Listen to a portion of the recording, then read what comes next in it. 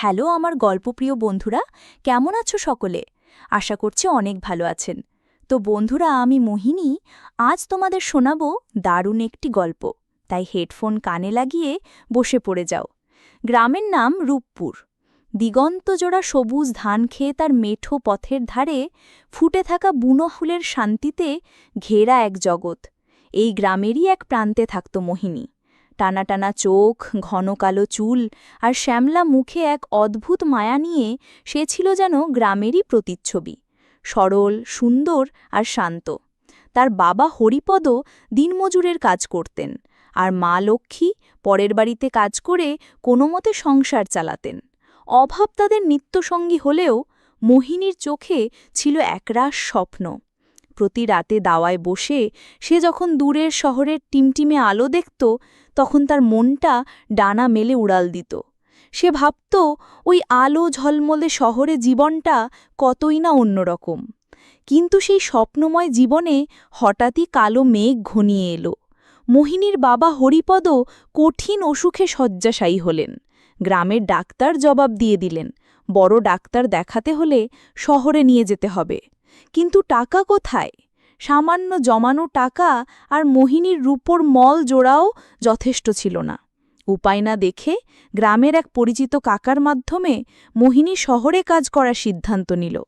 মায়ের শত আপত্তি আর চোখের জলকে সঙ্গী করে সে কলকাতার ট্রেনে চড়ে বসল।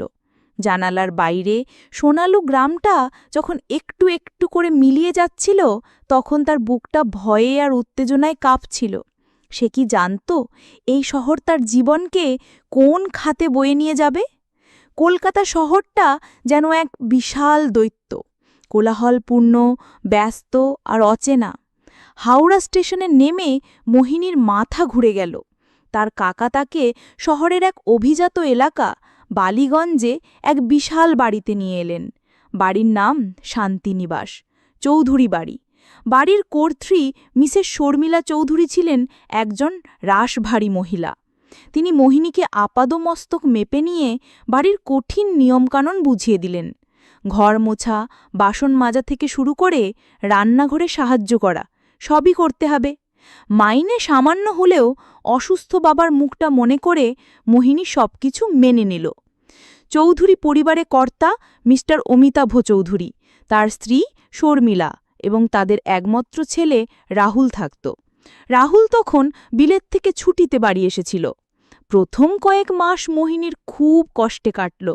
শহরের জীবনের সাথে মানিয়ে নিতে তার ভীষণ অসুবিধে হচ্ছিল। গ্রামের সেই শান্ত পরিবেশের জন্য মন কেমন করত। মিসেস চৌধুরীর কড়া শাসন আর অন্য কাজের লোকেদের টিপ্পনি ছিল তার নিত্যসঙ্গী। এই কঠোর রুটিনের মধ্যেই এক পশলা বৃষ্টির মতো তার জীবনে এলো রাহুল। সে ছিল তার বাবা মায়ের থেকে সম্পূর্ণ আলাদা, শান্ত, ভদ্র এবং কিছুটা একাকী। একদিন সন্ধ্যায় বাগানে কাজ করার সময় হঠাৎ কালবৈশাখী ঝড় উঠলে মোহিনী বারান্দায় আশ্রয় নেয়। সেখানেই দাঁড়িয়ে বৃষ্টি দেখছিল রাহুল। মোহিনীকে দেখে সে মৃদু হেসে তার নাম জিজ্ঞেস করে। সেই প্রথম চৌধুরী বাড়িতে কেউ তার সাথে এত সুন্দর করে কথা বলল। এরপর থেকেই তাদের মধ্যে ধীরে ধীরে কথা শুরু হলো। রাহুল তাকে বই এনে দিত, তার সাথে গ্রামের গল্প শুনত, নিজের একাকী জীবনের কথা বলত। মোহিনী রাহুলের মধ্যে এমন একজনকে খুঁজে পেল যে তাকে শুধু কাজের মেয়ে হিসাবে নয়, একজন মানুষ হিসেবে সম্মান করত। নিজের অজান্তেই মোহিনীর মনে রাহুলের জন্য এক বিশেষ জায়গা তৈরি হতে শুরু করল। তাদের সম্পর্কটা গভীর হতে বেশি সময় লাগল না। রাতের নিস্তব্ধতায় তারা লুকিয়ে দেখা করত।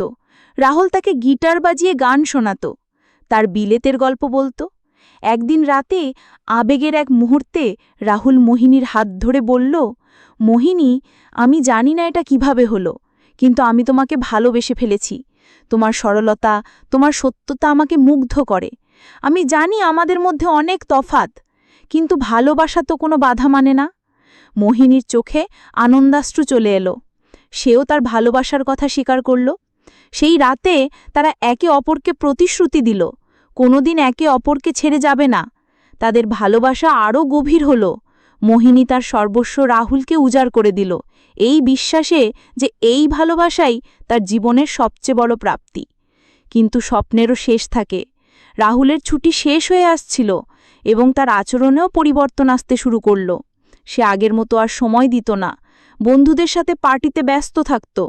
একদিন রাহুলের বন্ধুরা বাড়িতে এলে তাদের সামনেই রাহুল মোহিনীকে কাজের লোক বলে পরিচয় দিল।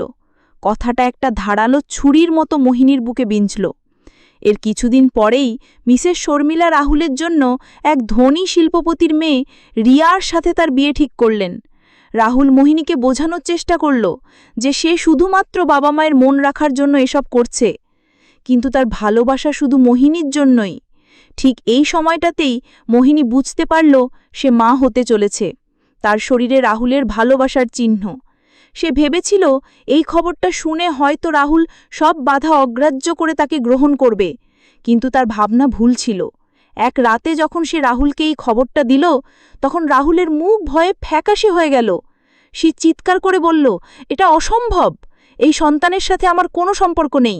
তুমি একটা কাজের মেয়ে, আর তোমার জায়গাও সেখানেই। টাকা পয়সার লোভে তুমি আমার জীবনটা নষ্ট করতে চাইছ।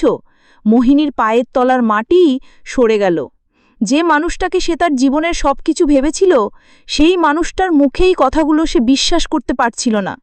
পরদিন সকালে মিসেস চৌধুরী মোহিনীকে চুরির অপবাদ দিয়ে বাড়ি থেকে বের করে দিলেন। অসহায় গর্ভবতী মোহিনী যখন শেষবারের মতো রাহুলের দিকে তাকালো, তখন রাহুল মুখ ফিরিয়ে নিল। তার চোখে ছিল শুধু ঘৃণা আর অবহেলা।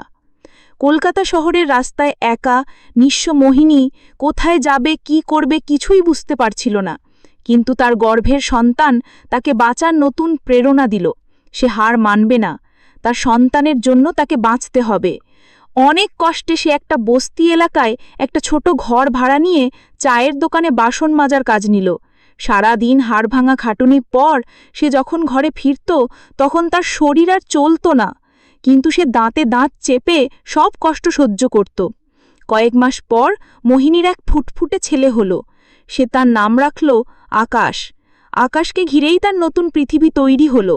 দিনরাত পরিশ্রম করে সে ধীরে ধীরে নিজের ভাগ্য বদলতে শুরু করল। চায়ের দোকান থেকে কাপড়ের দোকানে কাজ, তারপর সেলাই শিখে নিজের ছোট একটা ব্যবসা। তার সত্যতার পরিশ্রমে সেই ব্যবসা একদিন বড় হলো। যে মোহিনী একদিন চৌধুরী বাড়িতে কাজ করত, সে আজ নিজের পায়ে দাঁড়িয়েছে। তার ছেলেকে শহরের একটা ভালো স্কুলে ভর্তি করিয়েছে। প্রায় 10 বছর পর একদিন মোহিনী তার ছেলের স্কুলের সামনে অপেক্ষা করছিল। হঠাৎ একটা দামি গাড়ি তার সামনে এসে থামল। গাড়ি থেকে যে নামল, তাকে দেখে মোহিনীর বুকের ভিতরটা কেঁপে উঠল। রাহুল, তার চেহারায় বয়সের ছাপ, আগের সেই জৌলুস আর নেই। মোহিনীকে দেখে তার চোখেও ফুটে উঠল বিস্ময় আর গভীর অপরাধবোধ। রাহুল কাঁপা কাঁপা গলায় জিজ্ঞেস করল, মোহিনী, তুমি এখানে? মোহিনী শান্ত কিন্তু দৃঢ়ভাবে উত্তর দিল, হ্যাঁ, আমার ছেলের জন্য অপেক্ষা করছি। ঠিক তখনই আকাশ দৌড়ে এসে মোহিনীকে জড়িয়ে ধরে বলল, মা চলো বাড়ি যাই। রাহুল অপলক দৃষ্টিতে আকাশের দিকে তাকিয়ে থাকল। তার চোখ দিয়ে জল গড়িয়ে পড়ল। সে ফিসফিস করে জিজ্ঞেস করল, ও কি আমার? মোহিনী তাকে কথা শেষ করতে দিল না। সে আকাশের মাথায় হাত রেখে বলল, না, ও শুধু আমার ছেলে, আমার আকাশ। ওর পরিচয়ের জন্য কোনো চৌধুরী পদবীর দরকার নেই। এই বলে মোহিনী তার ছেলের হাত ধরে নিজের নতুন জীবনের পথে এগিয়ে গেল। পেছনে পড়ে রইল রাহুল, তার অসম্পূর্ণ ভালোবাসা আর একরাশ অনুশোচনা নিয়ে। মোহিনী সেদিন বুঝতে পেরেছিল সে রাহুলকে হারিয়ে আসলে নিজেকে খুঁজে পেয়েছে। যে ভালোবাসা আত্মসম্মান কেড়ে নেয়, তা ভালোবাসা নয়।